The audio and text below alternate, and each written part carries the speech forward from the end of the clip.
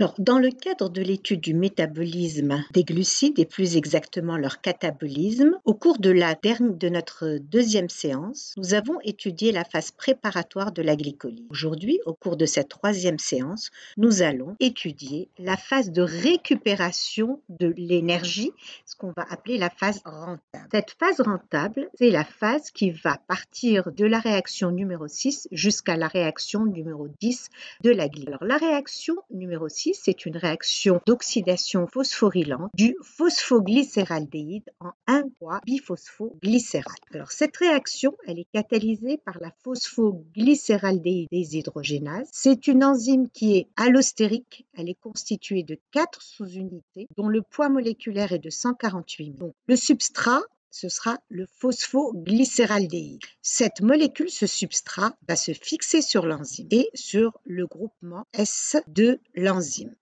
Au cours de la formation du complexe enzyme-substrat, puis il va y avoir une réaction d'oxydation. La fonction aldéhyde va se transformer en une fonction acide. Donc, il va y avoir perte des hydrogènes qui sont là et des électrons qui vont être captés par le NAD+, et se transformer en NADH. C'est un NADH, rappelez-vous, un NADH cytoplasmique. Et on reviendra, on expliquera le devenir de cette molécule. Donc, ici, il va y avoir toujours, c'est le complexe, l'enzyme est toujours attaché à ce produit qui vient d'être synthétisé. Puis, on va avoir une phosphorylation par un phosphate inorganique et il va y avoir hydrolyse de cette liaison et fixation de ce phosphate sur cette. Et la molécule obtenue, c'est le 1,3-biphospho ici et pas diphospho, c'est biphosphoglycérate. Les phosphores sont portés par des carbones différents et libération de l'enzyme. Cette réaction d'oxydation phosphorylante, elle transforme une fonction aldéhyde en une fonction acide. On a phosphorylation de l'acide formé en acide phosphorique et c'est une liaison riche en énergie. Puis réduction d'une molécule de NAD+ en NADH. La réaction numéro 7, c'est une réaction de transformation du 1,3-biphosphoglycérate que nous venons de voir en 3-phosphoglycérate. Qu'est-ce qui s'est passé? Ici, le phosphate qui est lié à une liaison riche en énergie va être transféré sur un ADP pour nous donner de l'ATP. Cette réaction est catalysée par la phosphoglycératinase. Chaque fois que vous aurez intervention d'une molécule d'ADP ou d'ATP, on aura à faire, l'enzyme s'appellera une kinase. Donc l'enzyme, la phosphoglycératinase, catalyse une réaction exergonique qui utilise comme substrat le 1,3-biphosphoglycérate pour réaliser la phosphorylation de l'ADP en ATP.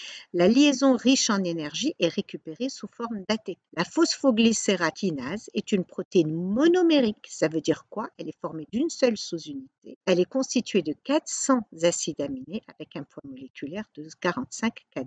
Ce processus de phosphorylation de l'ADP avec une réaction chimique s'appelle la phosphorylation d'ADP au niveau du substrat. Pour la réaction numéro 8, c'est une réaction d'isomérisation du 3-phosphoglycérate en 2-phosphoglycérate. Voici le 3-phosphoglycérate et il va y avoir réaction d'isomérisation, donc une mutation du phosphate de cette position, de la position 3 à la position 2. L'étape numéro 9, elle est catalysée par une enzyme, par l'énolase. C'est une réaction de déshydratation du phosphoglycérate en phosphoénolpyruvate. Alors cette enzyme, l'énolase, est une enzyme qui existe sous forme de 3 sous-unités différentes. Ces 3 isoenzymes, toutes homodimériques. Ces sous-unités peuvent être alpha, bêta ou gamma. Bien sûr, alpha, bêta et gamma sont des enzymes qui vont assurer la même réaction, mais ils vont être constitués d'une chaîne alpha, bêta ou gamma. Elles sont homodimériques, soit alpha-alpha, soit bêta-bêta, soit gamma-gamma. Les alpha-alpha, on les trouve dans la plupart des tissus, les bêta dans le muscle et les gamma dans les neurones. Et ici, qu'est-ce que vous voyez? Vous voyez qu'il y a eu une réaction de déshydratation ici, libération d'une molécule d'eau, et on passe du 2-phosphoglycérate au phosphoénolpyruvate. une réaction qui est très riche en énergie, une molécule, pardon, ici qui est riche en énergie. La formation d'une liaison énol-phosphate riche en énergie par élimination d'une molécule. Réaction faiblement endergonique, réversible. Caractéristique de l'enzyme, elle est formée de 2 sous-unités comme nous venons de voir, dont le poids moléculaire est de 100 kDa. Dans les conditions standards, les conditions de laboratoire, cette réaction est une réaction faiblement endergonique et dans les conditions réelles, elle est faiblement exergonique. L'étape numéro 10, c'est la transformation du phosphoénolpyruvate en pyruvate. Et là, nous allons arriver à la molécule non phosphorylée. Nous partons du phosphoénolpyruvate et on va voir le transfert de cette molécule du phosphoénolpyruvate à l'ATP pour nous donner de l'ATP. Réaction très exergonique, réaction irréversible, enzyme très importante dans la régulation du métabolisme. Donc, nous sommes partis du glucose et nous sommes arrivés au pyruvate. Pour la phase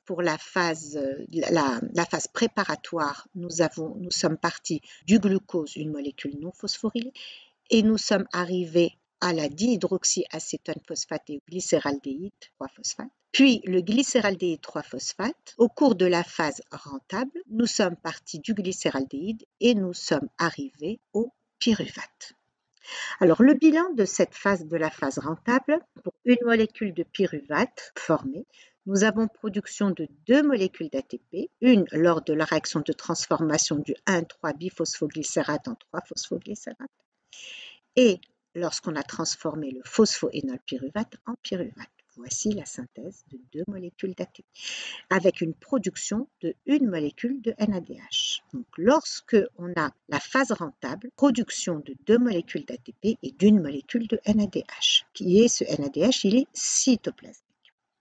Si nous voulons le bilan global de la glycolyse, au cours de la phase préparatoire, nous avons consommé 2 molécules d'ATP. Au cours de la phase rentable, nous avons produit pour une molécule de pyruvate, une molécule de NADH cytoplasmique et 2 molécules d'ATP. Mais il ne faut pas oublier que la phase rentable va se refaire 2 fois puisqu'on a 2 molécules de glycéraldéhyde. Et donc ici, on va multiplier par 2 le NADH cytoplasmique et on va multiplier par 2 les 2 molécules d'ATP formées. Et donc là, on a 4 molécules d'ATP. Et selon le devenir du NADH, et on le verra dans le cours, le devenir du NADH cytoplasmique, soit on va avoir 6 molécules d'ATP, soit on va avoir, et en réalité, ici c'est 2 fois 3, ici c'est 2 fois 2. Ça, on l'expliquera dans le cours.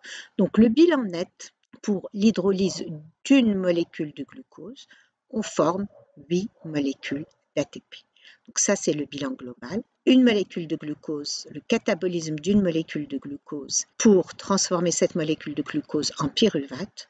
On va utiliser 2 molécules de NAD+, 2 PI, 2 ADP. On va former 2 pyruvates, 2 NAD+, 2 ATP et 2 molécules d'acheteuses. Alors maintenant, nous allons voir, nous avons dit que tout le métabolisme, il est régulé.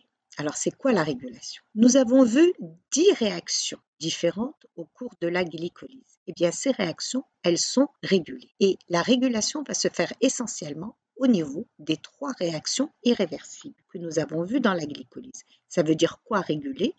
Réguler, ça veut dire que les réactions ne vont pas toujours se faire dans n'importe quel sens. Elles vont se faire en fonction des besoins énergétiques de la cellule et on va voir comment se fait cette régulation. Alors, la régulation de la glycolyse, dans les voies métaboliques, les enzymes qui catalysent des réactions essentiellement irréversibles sont des sites potentiels de contrôle. Alors, il existe plusieurs types de contrôle. Il y a les contrôles allostériques, les inhibitions compétitives par le produit, les modifications covalentes et le contrôle transcriptionnel. Alors, allostérique, ça veut dire quoi? Alors, il existe des enzymes de type michaélien et des enzymes de type allostérique. Vous verrez dans le cours d'enzymologie toutes ces définitions. Mais à titre indicatif, je vous dirai qu'une enzyme allostérique, elle est formée de plusieurs sous-unités, de plusieurs protomères, alors qu'une enzyme michaélienne, elle est formée d'une seule sous-unité. Nous allons nous contenter de ça pour l'instant. Alors, donc le contrôle allostérique, l'activité de l'enzyme est régulée par la liaison produit de la réaction d'un réactif, d'un cofacteur de la voie au niveau d'un site différent du site actif de l'enzyme. Par exemple, rappelez-vous, on avait dit la première réaction, la transformation du glucose en glucose 6-phosphate, et nous avions dit que le glucose 6-phosphate est un inhibiteur de l'exokinase. Il y a l'inhibition compétitive par le produit, donc le produit de la réaction se lie au site actif et entre en compétition avec le réactif. La vitesse de la réaction est ainsi diminuée. Il y a la modification covalente. Et tout ça, ça intervient au niveau de l'enzyme. Modification covalente, l'activité est différente dans chacun des deux états de l'enzyme. Ceux-ci sont déterminés par une modification covalente comme la phosphorylation. Ça veut dire une enzyme est une protéine, d'accord? Cette protéine, elle est formée d'un ensemble d'acides aminés. Si on modifie et l'enzyme, pour qu'elle puisse avoir son activité, elle doit être sous la forme quaternaire. Donc, vous avez vu en biochimie structurale, vous avez vu qu'une protéine peut avoir une structure primaire, c'est-à-dire l'enchaînement des acides aminés. Elle peut avoir une structure secondaire, puis une structure tertiaire, puis une structure quaternaire, c'est-à-dire un enchevêtrement de telle façon à développer le site actif de l'enzyme. Si on phosphoryle un des acides aminés, qu'est-ce qui va se passer? La structure quaternaire ou même la structure secondaire ne pourra pas se faire. Et donc, il va y avoir une modification covalente au niveau de la structure de l'enzyme. Le contrôle transcriptionnel, eh bien, c'est toujours au niveau de l'enzyme. Le contrôle transcriptionnel, l'expression ou la répression d'un gène codant pour une enzyme, peuvent aussi contrôler le flux dans la voie métabolique. Ça veut dire quoi? Ça veut dire que le gène qui va coder pour l'enzyme, le contrôle va agir sur le gène qui va normalement permettre la synthèse de la protéine. Si ce gène est inhibé, donc il n'y aura pas de synthèse de la protéine. Donc, la régulation de la glycolyse, soit on va avoir 4 types de contrôle, soit un contrôle allostérique, soit une inhibition compétitive, soit une modification covalente, soit un contrôle transcriptionnel. Et tout ça agit au niveau des enzymes. Donc, la régulation d'une réaction, elle se fait au niveau de l'enzyme. Les étapes de régulation de la glycolyse. Les enzymes catalysant les réactions très exergoniques sont limitées. Les étapes de régulation de la glycolyse sont les 3 réactions irréversibles. Rappelez-vous, on avait vu que 3 réactions étaient irréversibles. La première, d'accord, c'est la transformation du glucose en glucose 6-phosphate, puis la réaction de transformation du fructose 6-phosphate en fructose 1,6-biphosphate par la phosphofructokinase. Et là, vous voyez que nous avons des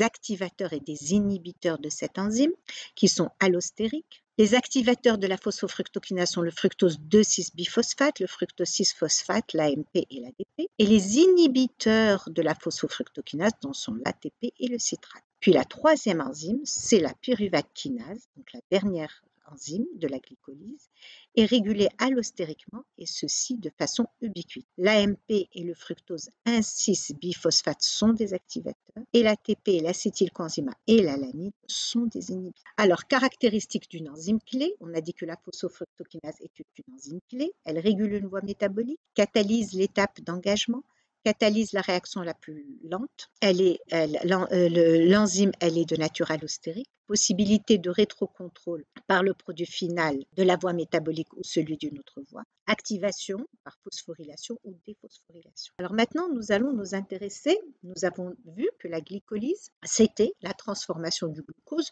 en pyruvate. Et ces 10 réactions se déroulent dans le cytoplasme. Et nous avons vu qu'il y avait 3 réactions irréversibles. Et le produit final, c'est le pyruvate. À partir d'une molécule de glucose, nous avons synthétisé 2 molécules de pyruvate. Alors maintenant, ce qu'on constate, c'est que le pyruvate, il est non phosphorylé. Donc, il va quitter le compartiment du cytoplasme. Il va quitter le cytoplasme pour aller où? Pour aller vers la mitochondrie. Et le devenir, voici, donc vous avez la circulation sanguine et vous avez tout ce que nous avons vu. Et ce pyruvate-là, il va pénétrer à l'intérieur de la mitochondrie, mais il peut aussi se transformer en lactate. Alors, dans les conditions en absence d'oxygène, le pyruvate peut subir une réaction de réduction, sous l'action de la lactate déshydrogénase et se transformer en acide lactique. Mais de façon plus générale, le pyruvate quitte le cytoplasme et va traverser la membrane mitochondriale pour se retrouver dans la matrice mitochondriale. Le pyruvate entre dans la mitochondrie et se transforme en acétylcoenzyme A, et l'acétylcoenzyme A va subir un ensemble de réactions au niveau du cycle de Krebs. En présence d'oxygène, oxydation du pyruvate, nous sommes maintenant dans la matrice mitochondriale. Le pyruvate subit une réaction d'oxydation, de décarboxylation oxydative. Il se transforme en acétylcoenzyme A. Ici, nous avions une molécule à 3 atomes de carbone. Ici, nous allons avoir une molécule à 2 atomes de carbone. Donc une réaction de décarboxylation et une réaction d'oxydation. Donc une décarboxylation oxydative. Ici maintenant, on a du NADH intramitochondrial. Et donc c'est du NADH mitochondrial. Cette voie est irréversible et elle est catalysée par un complexe pyruvate déshydrogénase.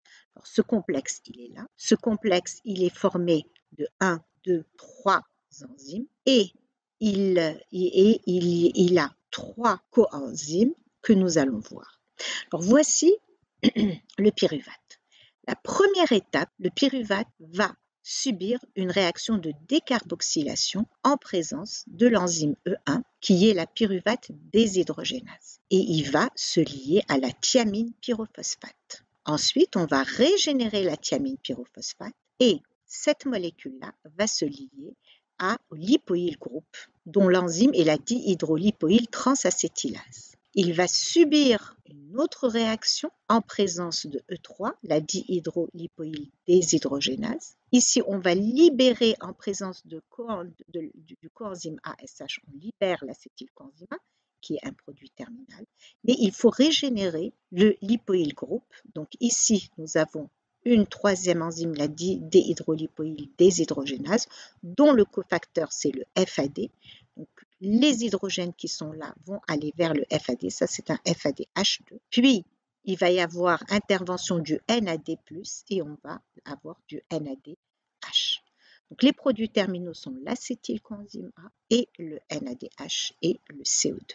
Donc, le complexe, mécanisme d'action de la pyruvate déshydrogénase, qui est un complexe multi-enzymatique. Donc, voici la décarboxylation oxydative du pyruvate par la pyruvate déshydrogénase. Donc, la pyruvate déshydrogénase est un complexe multi-enzymatique constitué de 3 enzymes, E1, E2, E3, comme nous venons de le voir. La réaction met en jeu 5 coenzymes, la thiamine pyrophosphate, l'acide lipoïque, le FAD, le NAD et l'acétylcoenzyme A, et le coenzyme ASH. Et donc, le produit final, c'est l'acétylcoenzyme A plus le CO2 plus le NADH.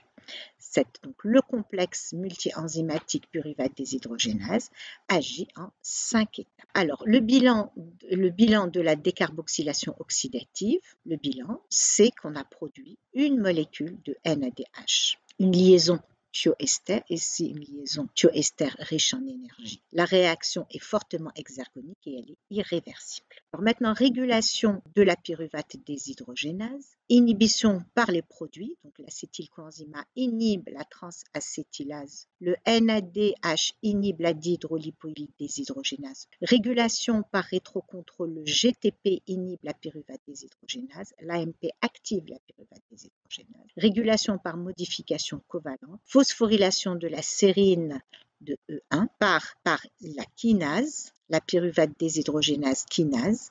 La pyruvate déshydrogénase est stimulée par l'ATP, par le NADH et l'acétylcoenzyme A. La pyruvate déshydrogénase kinase est inhibée par l'ADP, le NAD+, le coenzyme A et le pyruvate. Merci de votre attention.